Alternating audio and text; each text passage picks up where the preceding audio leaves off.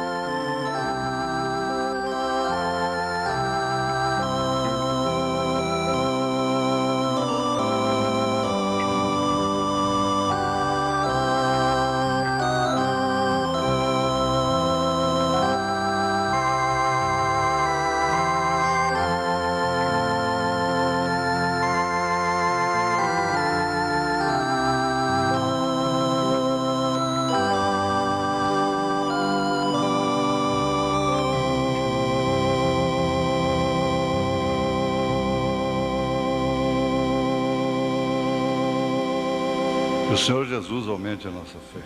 Amém? Nós temos um povo corajoso, né? Um povo que gosta da palavra de Deus. Isso é que é avivamento. Avivamento da mensagem é a pessoa gostar de ouvir e viver a palavra. É isso que é o avivamento. Nós estamos passando aí também um pouco do programa do encontro no rádio, né? Hoje já começamos. Irmão Samuel cantando, irmão Adalto pregando, irmão Chilief cantou. À noite repete na Rádio Clube. E, se Deus permitir, vamos passando assim umas partes, né, do programa de encontro, no programa do rádio, levando um pouquinho daqueles momentos para os nossos irmãos que estão espalhados aí por esse mundão de meu Deus, né?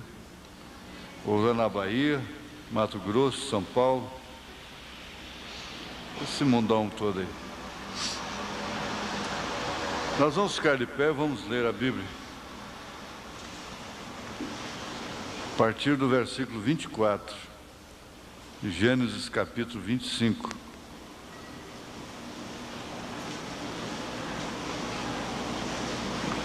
Gênesis 24, Gênesis 25, a partir do verso 24. E cumprindo-se os seus dias para dar à luz, eis gêmeos no seu ventre.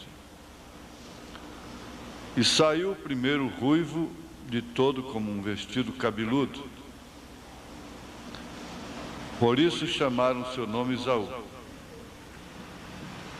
E depois saiu o seu irmão, agarrado a sua mão ao calcanhar de Esaú. Por isso chamou seu nome Jacó. Você vê sempre, por isso se dava um nome, não é? Por isso. E era Isaque da idade de 60 anos quando os gerou. E cresceram os meninos. Esaú foi varão perito na caça, varão do campo.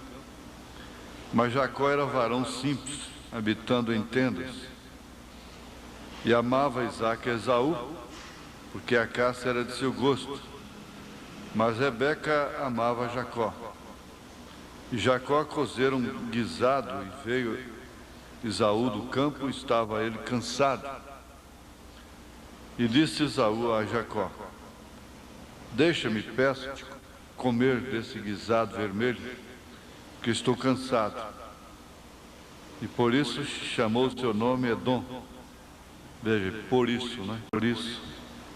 Então disse Jacó: vende-me hoje a tua primogenitura. E disse Esaú: eis que estou a ponto de morrer, e para que me servirá logo a primogenitura? Então disse Jacó: jura-me hoje. E jurou-lhe e vendeu a sua primogenitura a Jacó. E Jacó deu pão a Esaú e o guisado das lentilhas, e este comeu e bebeu e levantou-se e foi. Assim desprezou Esaú a sua primogenitura. Te pedimos, ó Pai, que o Senhor nos ajude a tirar desta leitura, desse estudo que vamos fazer, aquilo que é necessário para a hora presente da nossa vida aqui. É mais uma substância, é mais uma refeição espiritual. E nós pedimos que isso tome o seu lugar certo. Isso nós pedimos em nome de Jesus Cristo. Amém, Senhor. Amém. Podeis assentar.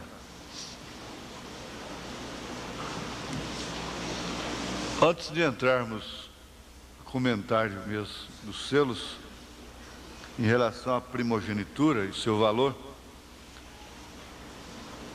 eu gostaria de destacar essa parte aqui, que Esaú estava cansado.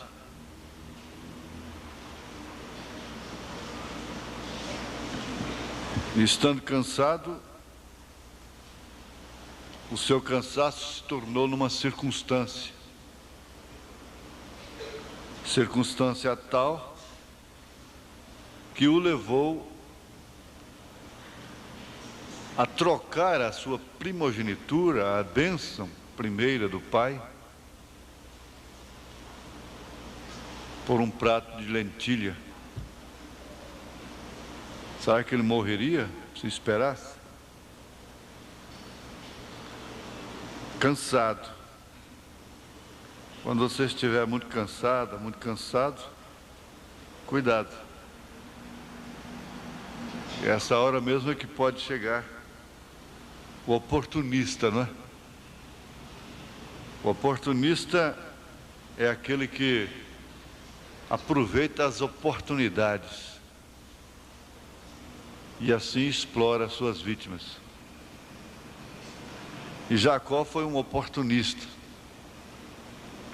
Explorou aquela circunstância de cansaço de Esaú. E assim Esaú vendeu a sua primogenitura. Assim desprezou Esaú a sua primogenitura. Desprezou. Agora, primogênito é aquele que foi gerado antes dos outros. É o filho mais velho. É o primeiro.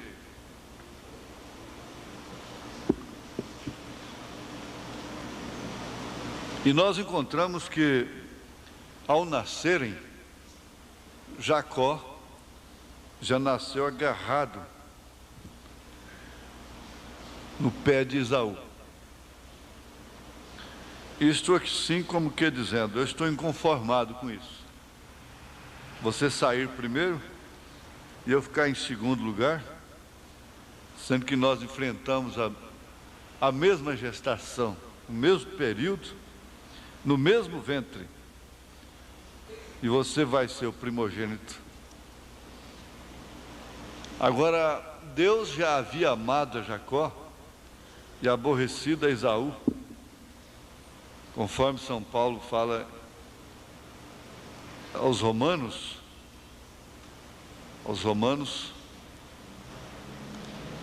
capítulo 4, é hora, não, é capítulo 9, né?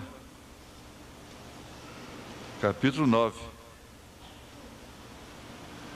como está escrito, capítulo 9, verso 12, foi-lhe dito a ela, o maior servirá ao menor, como está escrito, amei Jacó e aborreci Esaú.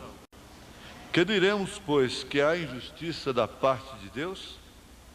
De maneira nenhuma, pois diz a Moisés, compadecer-me-ei de quem me compadecer, e terei misericórdia de quem eu tiver misericórdia. Assim, pois, isto não depende do que quer, nem do que corre, mas de Deus que se compadece. Aí nós encontramos, sem dúvida alguma, uma das grandes bases para a predestinação, para a eleição, para a escolha de Deus. Não foi porque você quis, nem porque você era melhor de quem quer que seja, e você creu na mensagem, creu no profeta de Deus. Sempre lembrando que crer na mensagem não é coisa comum. Às vezes nós pensamos que isso tornou-se comum, mas é porque nós temos essa tendência de nos acomodarmos. Mas isso não é comum. Se você não tivesse sido alcançado pela misericórdia de Deus para crer no profeta mensageiro, na mensagem da era, você possivelmente até seria um inimigo dela. Você a combateria. Então não é uma coisa comum. como aquele homem que vivia no mar já há 50 anos. E quando aquele outro homem, aquele outro senhor, foi conhecer o mar, então ele não tinha aquilo, ele achou estranho, ele estranhou, censurou até, mas você vir aqui para conhecer o mar, o que tem? Por que conhecer o mar? Para que conhecer o mar? Eu estou aqui há 50 anos, isso é uma coisa tão comum, tão simples, tão rotineiro, o mar. É isso aí que você está vendo. Mas para o outro que não conhecia o mar, era a maior novidade de sua vida. Há uma tendência de se acostumar e, por momentos, se dar por esquecido, por rejeitado, por sofredor, por infeliz. Esse aqui é o perigo. Agora, o profeta diz aqui na mensagem, no quarto selo, parágrafo 178, ele fala: agora vejamos a Jacó e Esaú. Esaú era um homem religioso, ele não se apresentava como um incrédulo, mas cria no mesmo Deus de Jacó e o Deus de seu pai. Porém, o problema estava em que ele era um moço que não servia para nada. Agora, quanto ao aspecto moral, ele era de maior atuação moral que seu irmão. Porém, ele pensava: que significado tem essa primogenitura? E a vendeu a Jacó. Há um momento que você se esquece do valor de suas virtudes, simplesmente por estar passando por uma fase difícil. Quantas vezes a pessoa joga uma casa fora porque está passando por uma fase difícil? Pega um carro, joga fora, vende por qualquer preço, um objeto qualquer, um relógio, por causa da circunstância da hora. Eu sei que ele vendeu. Agora, Jacó não tinha as coisas grandes que teve Esaú, não tinha a herança que pertencia a Esaú, porém anelava por ter essa primogenitura. Ele a desejava e não lhe importava como tinha que obtê-la. De qualquer maneira, ele queria alcançar aquilo e de alguma maneira a teria. E Deus lhe teve respeito. Por quê? Porque ele já havia amado, conforme São Paulo disse, fazendo menção mesmo do que está escrito, desde antes dele nascer. Isso é o mesmo que sucede hoje em dia com o homem natural, com sua mente carnal e mundana. Dizem: eu pertenço à igreja do Estado, eu pertenço a esta igreja tal, eu pertenço àquela. Isso não tem o mínimo a ver. Agora, os está juntando sobre o seu cavalo de cores misturadas. Ele está se referindo aqui aos cavaleiros do Apocalipse capítulo 6. O cavaleiro, né? Porque tem poder político. Se você não crê que ele tem poder político, então, como entrou esse presidente Kennedy, como sucedeu isso? Os que vieram a esta terra originalmente fugiram a esta terra para terem liberdade de culto. E agora vocês, os democratas, têm vendido sua primogenitura por razões políticas. Agora, tanto democratas como os republicanos, ambos partidos estão podres. Eu estou falando do cristianismo. Porém, vocês têm vendido sua primogenitura para deixar entrar um homem como ele, devem ter vergonha. Isso foi quando Kennedy entrou na presidência da República dos Estados Unidos. Coincidiu que ele estava abrindo os selos e ele reprovou os americanos por elegerem aquele presidente católico. Inclusive, por seu decreto foi abolida a leitura da Bíblia nas escolas, que até então era obrigatória. Agora, nós vamos lembrar aqui de uma experiência do profeta, essa que está ali no quadro ali. A mensagem às dores de parto. Dores de parto, parágrafo 10, né?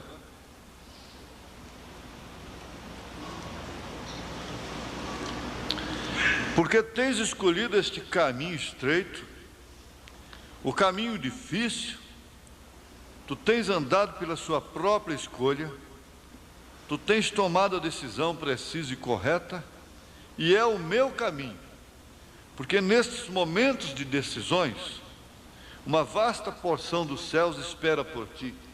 Que gloriosa decisão tens feito, e isso por si mesmo é o que fará cumprir a tremenda vitória no amor divino.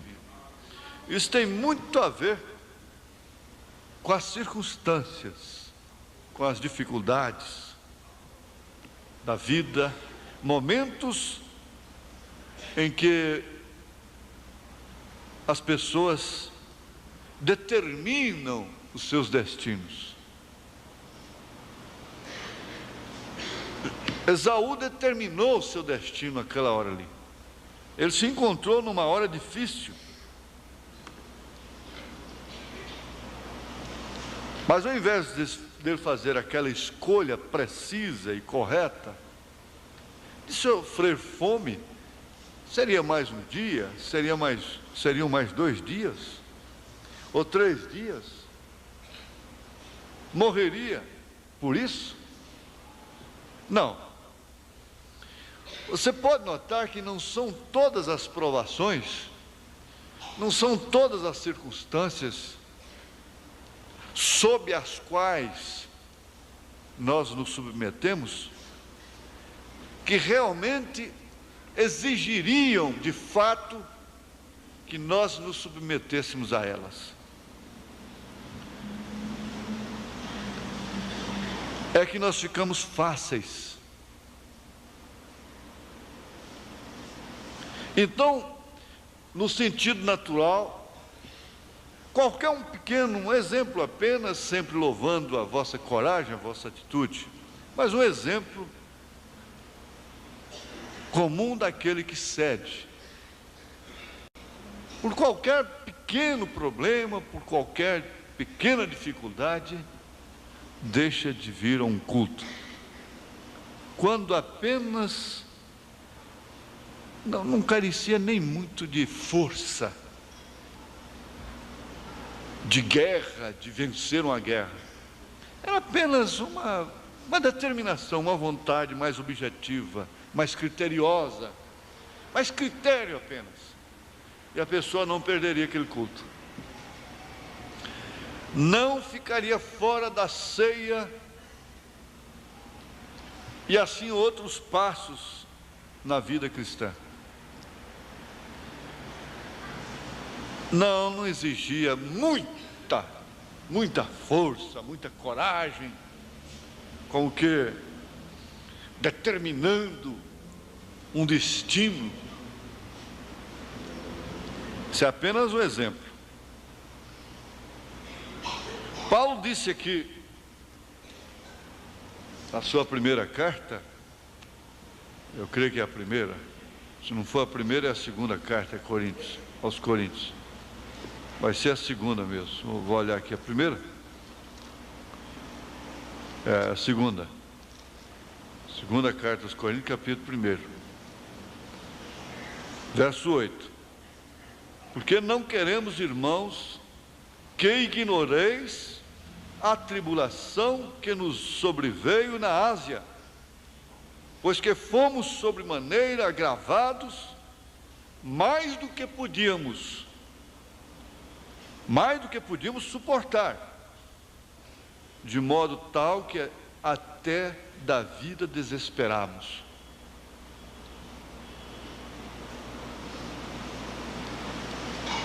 Veja só, mais do que podia suportar.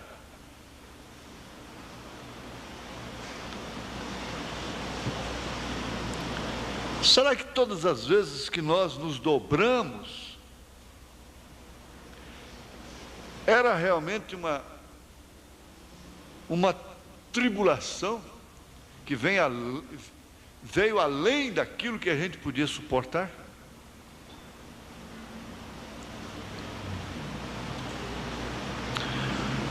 Lá em Daniel, lá na Babilônia, Sadraque, Misaque, Abdenego e o próprio Daniel dão uma demonstração disto.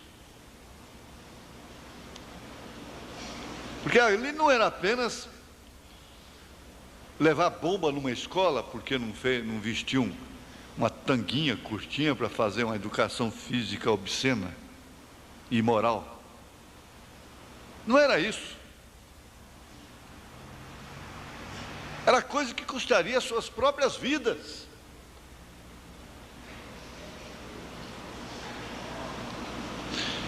Esse segredo, é claro, por isso que os selos não podem ser subestimados por ninguém.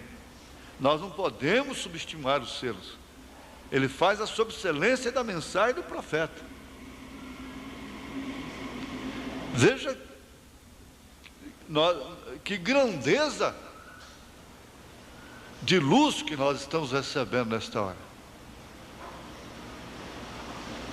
Seria questão de caráter, de personalidade, o porquê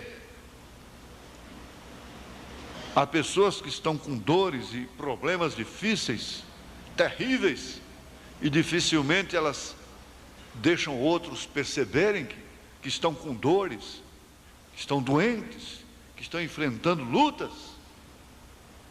E já outros fazem questão de, até aumentam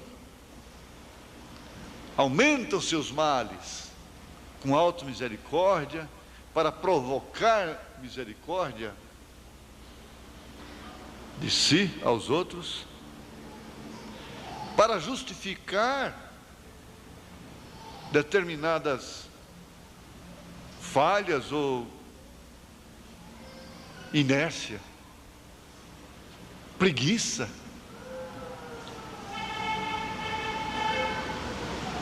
Eu disse, às vezes é como o sono na hora de uma pregação, de uma palestra, ele é terrível, mas acaba o sono, acaba a palestra, acaba o sono, aí nós estamos alegres ali fora, conversando todo o tempo, e o sono vai embora, chega em casa ainda vai fazer outras coisas e ver outras coisas, e o sono se foi, o cansaço se foi, a pregação demorou, a fita demorou, por isso o povo está cansado.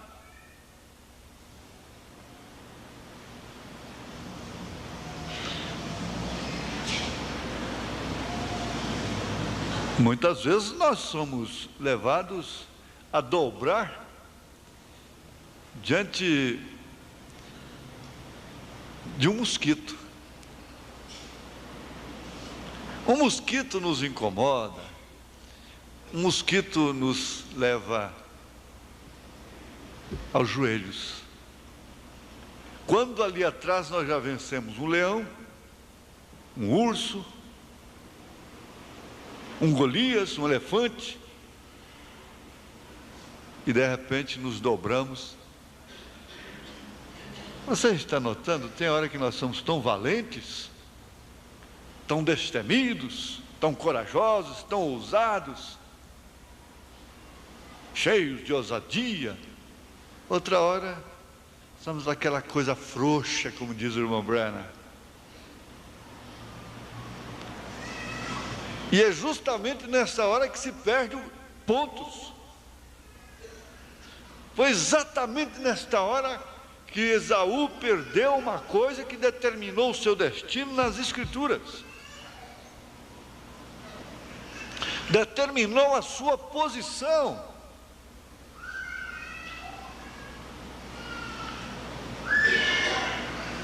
No corpo de Israel.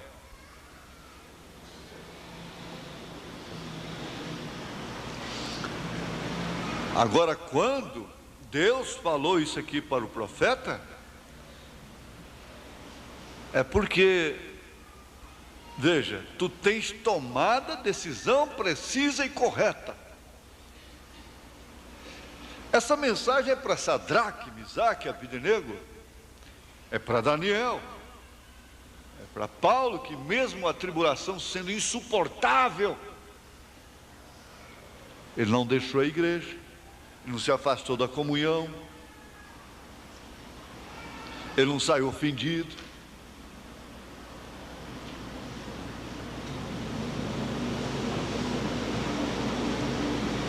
Essa mensagem é para quem? Para os apóstolos somente?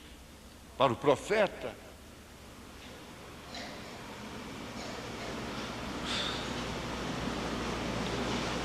Agora, nós vamos pensar nisso de uma maneira séria, bastante séria. Tu tens tomado a decisão precisa e correta, e é o meu caminho. Porque nesses momentos de decisões, uma vasta porção dos céus espera por ti.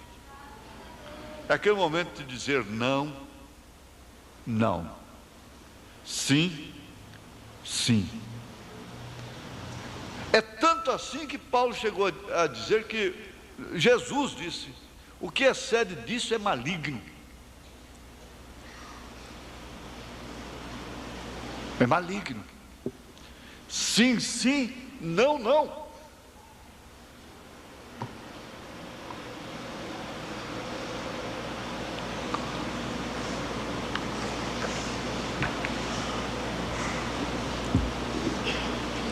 Vamos ver que a questão entre Esaú e Jacó, aparentemente, de princípio, conforme nós já lemos aqui nos selos, de princípio, ela estava perdida, de uma forma natural. Jacó tinha perdido, e ele não tinha culpa de ter nascido por último. Ele não tinha culpa. Agora ele tem ousadia, porque para reverter esse quadro aí, custaria como custou a ousadia, e teria preço. Você pensa que o preço da primogenitura foi um prato de lentilha, que Jacó pagou? Não. O que Esaú recebeu foi somente um prato de lentilha, mas o que Jacó pagou foi muito mais caro.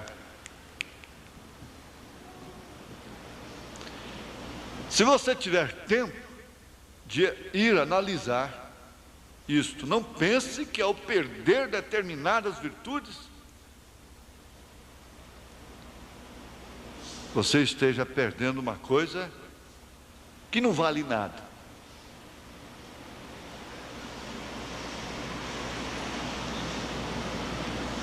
Vai examinar, quando você for ler a história de Jacó, você vai se lembrar disto. Automaticamente você vai se lembrar quantas vezes você for ler durante sua vida agora. E isso é que eu acho importante na palestra. É deixar um marco, pelo menos, que quando a pessoa lê aquilo daí 1 ano, 2, 10, 20, 30, 50 anos, aquilo não tem como escapar.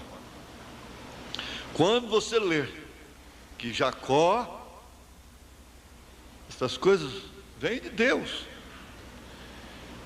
Jacó comprou a primogenitura por um prato de lentilha. Como custou barato? Como foi fácil para ele? Não custou somente aquilo. Você vai ler a sequência até no Vale de Jaboque, até ele se reencontrar com Esaú, e ler a mensagem de desespero.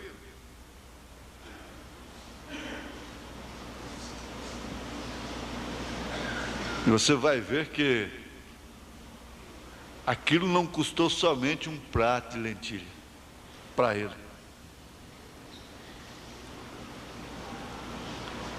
Aquilo iria custar a sua própria vida.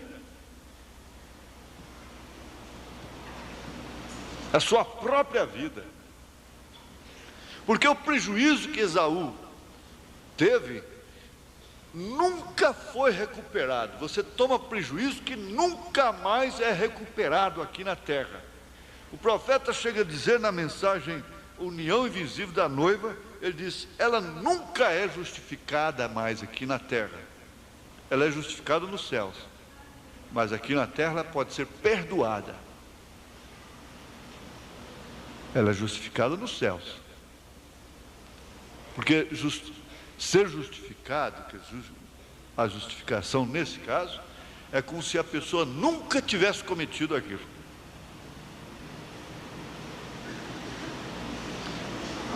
Então aqui na terra ela pode ser perdoada, mas nunca justificada na terra. Ele disse para Nelly, a Nelly não se encontrava, não tinha como justificar-se aqui. Ela diz: o mundo marca a gente carrega o prejuízo a vida toda, irmão Branham. Eu queria ser como Irene, como Esperança. O profeta disse para ela: Nelly, o sangue de Jesus Cristo, seu Filho, nos lava e purifica de todo pecado. Isso quer dizer, lá diante de Deus vocês são iguais.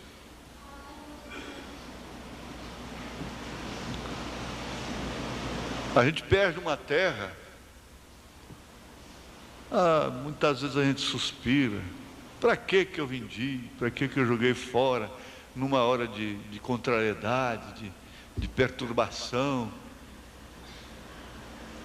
O camarada chegou e ofereceu, e eu joguei fora. E aquilo você não esquece mais nunca. E tem uma coisa, você não recupera mais nunca. Você não compra aquilo mais nunca. Pode comprar outra, mas aquela mais nunca.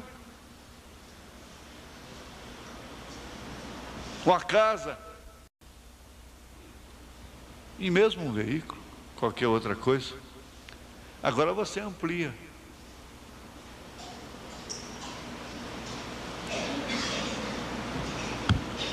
E a maioria das pessoas que tem uma propriedade, uma casa para morar,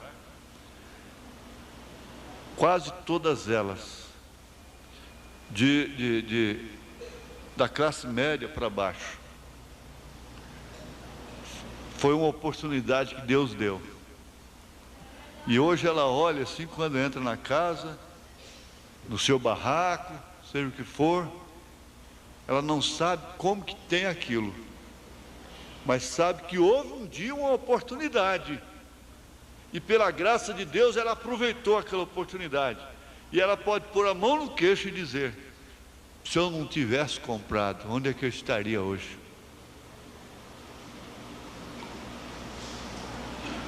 Nós fizemos aquele trabalho de Noé dentro da arca, né?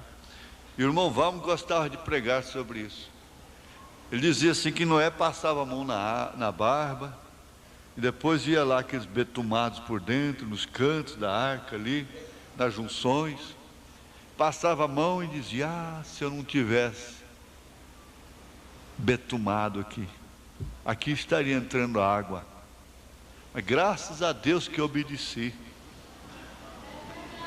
Sabe por quê? Porque se ele não tivesse obedecido,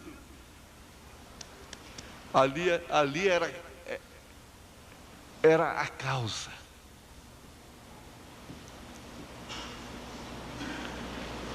Então você vai levar isso. O preço da primogenitura não foi somente um prato de lentilha. Cada passo que nós damos na vida tem um preço.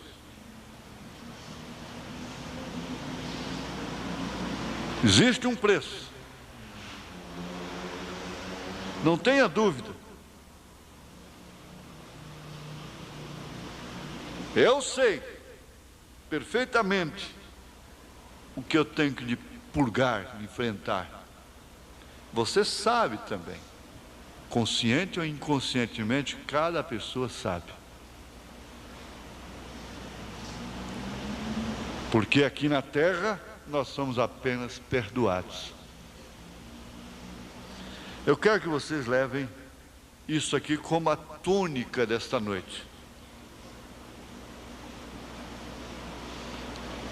Lembrando-se desse detalhe que é muito importante. Dois detalhes.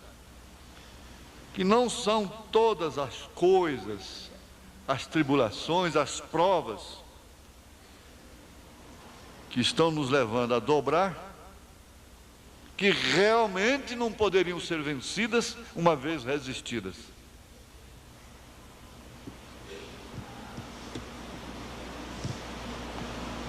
Isso é uma questão de parar, pensar, ver se é verdade ou se não é. Ao mínimo, o mínimo toque dos nossos sentimentos nos leva a tomar posições graves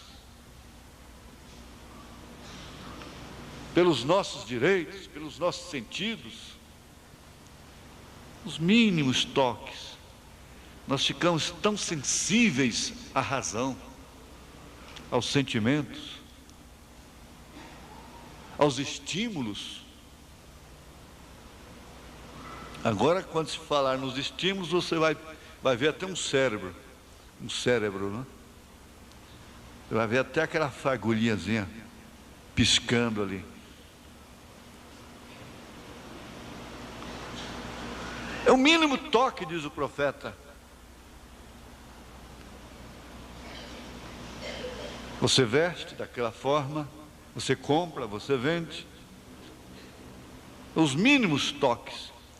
Você vai, você grita, você xinga, você maltrata, distrata. É o mínimo toque dos sentidos. Coisa que pode ser superada.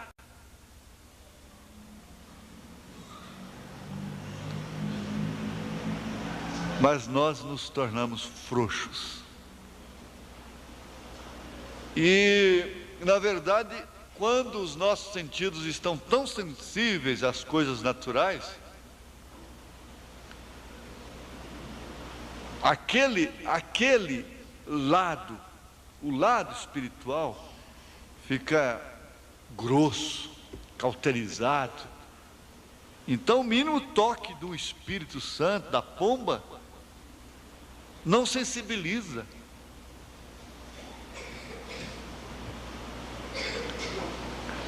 Ao mínimo toque, levantava da cama e ia orar. Era o mínimo toque, ia ler. A situação inverteu.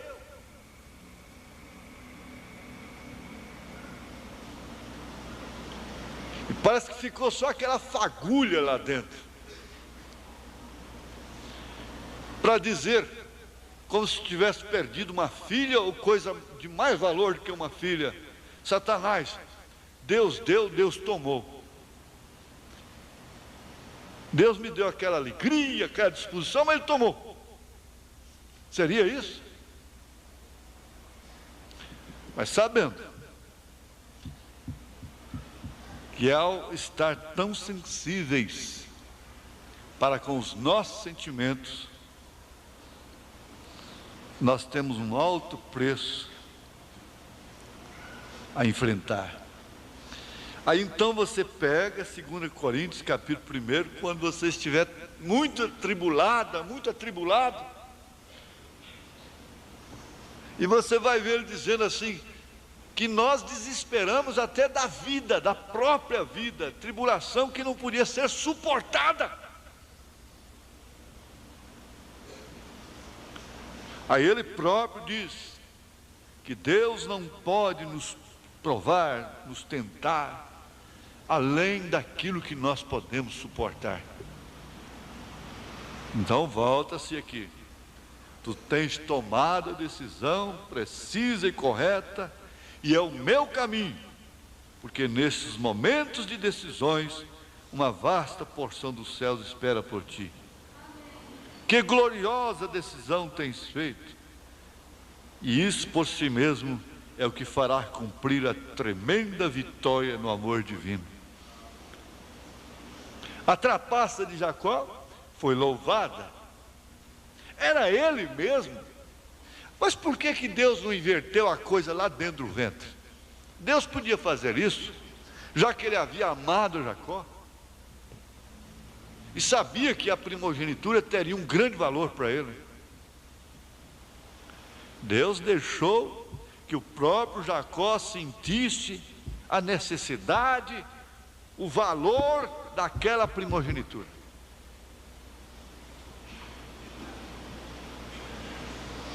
Muito embora tivesse que pagar o preço,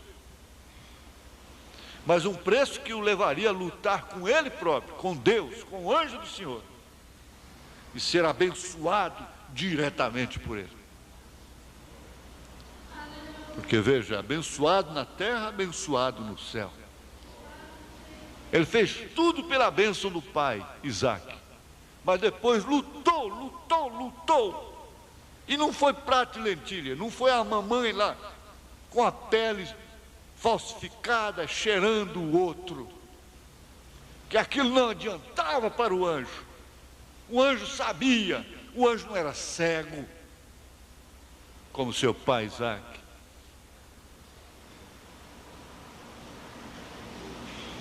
O conhecia muito bem, sabia que ele era Jacó.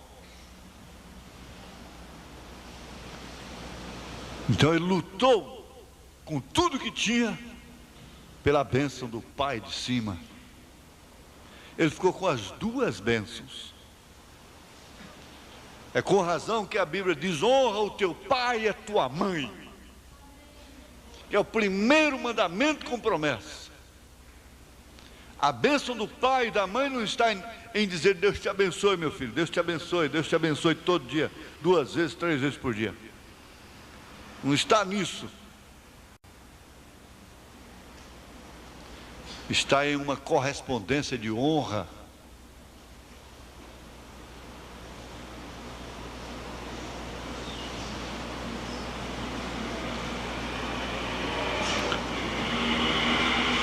Francamente, isso me põe religioso, como diz o profeta.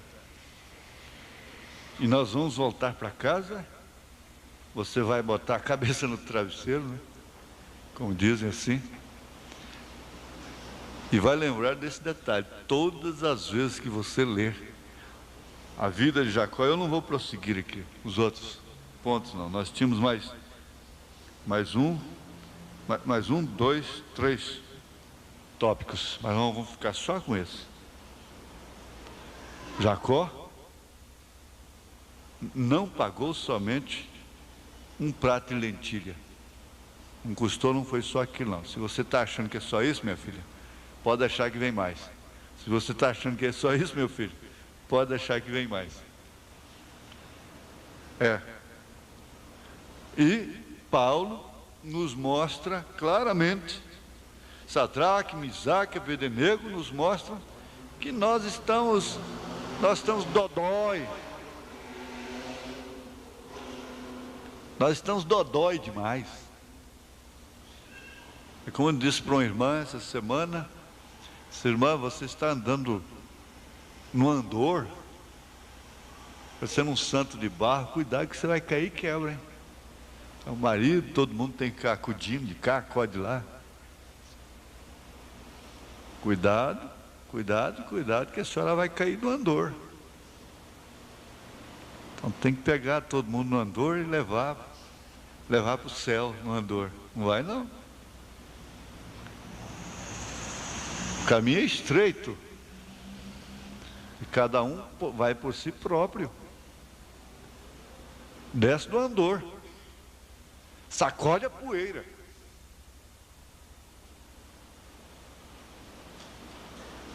Então,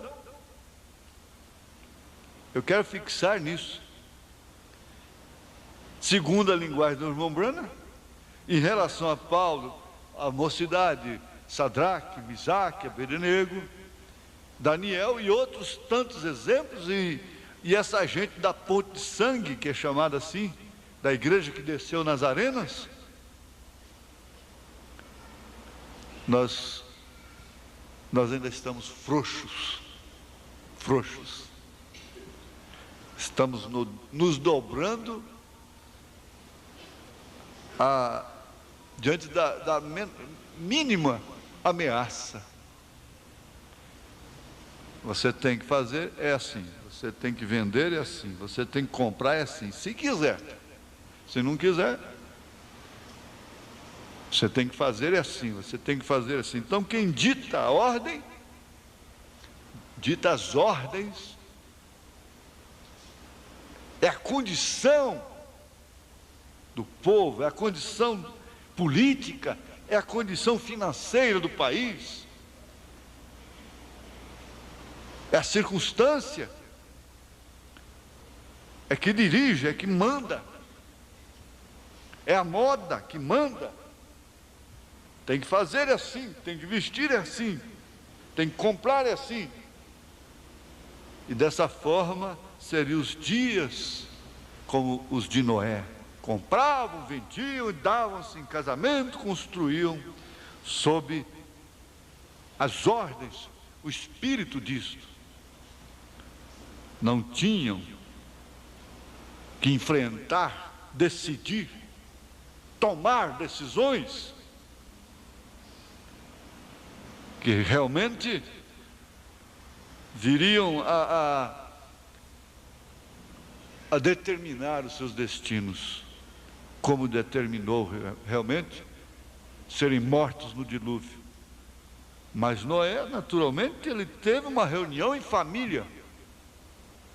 Ele disse: vamos construir a arca. A coisa é contrária, a coisa é difícil. Mas essa é uma decisão que eu tenho tomado pela voz do meu próprio Deus. Eu vou empreender e canalizar todos os nossos recursos para a construção desta arca.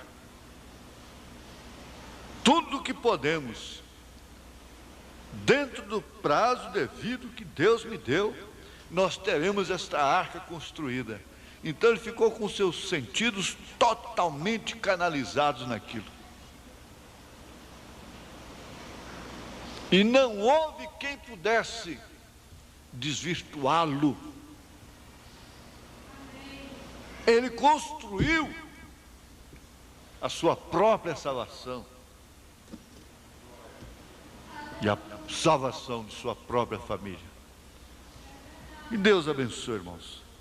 Acho que vai dois destaques muito especiais que realmente vem compensar, recompensar. Você vai pensando nisto sem se jogar no canto da parede, sem se apunhalar, mas é verdade. Todas as circunstâncias sob as quais nós estamos nos dobrando, todas elas poderiam ser vencidas se tivéssemos mais um pouco de punho, de pulso. Mínimas coisas estão nos debruçando. Vamos ficar de pé. O pastor Elias vai fazer a oração, finalizar essa reunião. Senhor nosso Deus, o Senhor tem dito: se vós estiverdes em mim, minhas palavras estiverdes em vós, pedireis tudo o que quiserdes. Estamos em tua palavra, ela está em nós. Temos a fé, Senhor, para atingir as tuas promessas. Cremos em todas as coisas, tudo é possível que crê. Por isso, ó Deus, nós pedimos nesse instante graça, força, Senhor, para prosseguir neste caminho estreito. Mas temos esta fé, esta segurança da grandeza que nos espera no final dele. Senhor, confirme tuas bênçãos através da palavra que acabamos de ouvir, Senhor. Abençoe o enfermo, abençoe, ó Deus, o que tem uma petição, Senhor, neste culto, que leva nesse instante ao teu trono de graça, que ele saia abençoado, Senhor, no nome de Jesus Cristo. Amém, Senhor, amém. Irmãos, se Deus quiser, sexta-feira estaremos aqui, culto de casamento, e às 10 horas na Rádio Clube. Deus abençoe os irmãos, cumprimente um outro, volte para casa crendo na bênção da palavra de Deus em seu coração. Deus abençoe os irmãos.